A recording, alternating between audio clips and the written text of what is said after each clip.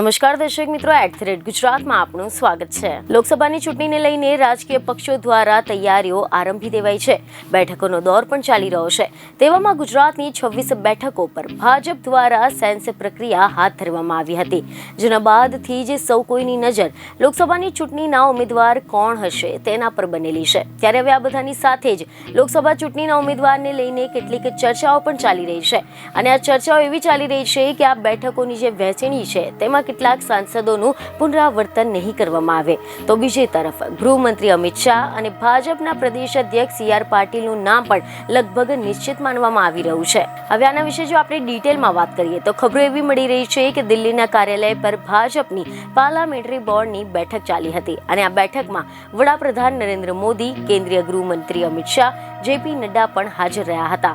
આ બેઠકમાં ઉમેદવારોના નામની ચર્ચા ચાલી હતી અને આગામી લોકસભાની ચૂંટણીને લઈને બેઠકમાં ઉમેદવારોના નામ પણ નક્કી કરાશે।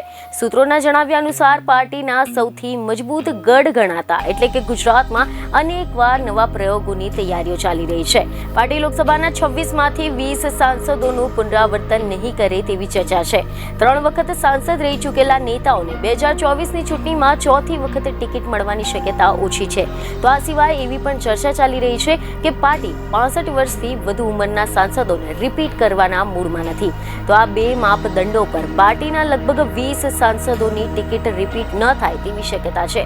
સૂત્રોનું માનીએ તો ગાંધીનગર બેઠક પર અમિત શાહ અને નવસારી બેઠક પર પણ ભાજપના પ્રદેશ અધ્યક્ષ CR પાટીલનું નામ લગભગ નિશ્ચિત માનવામાં આવી રહ્યું છે।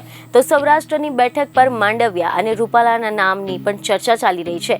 એવું કહેવામાં આવી રહ્યું છે કે ભાવનગર, અમરેલી બેઠક પરથી મનસુખ માંડવિયાને મેદાનમાં ઉતારવામાં આવશે, જ્યારે ભારતીબેન અને કાછડિયાને તક ન મળે તો મનસુખ માંડવિયાનું નામ આગળ ચાલી રહ્યું છે।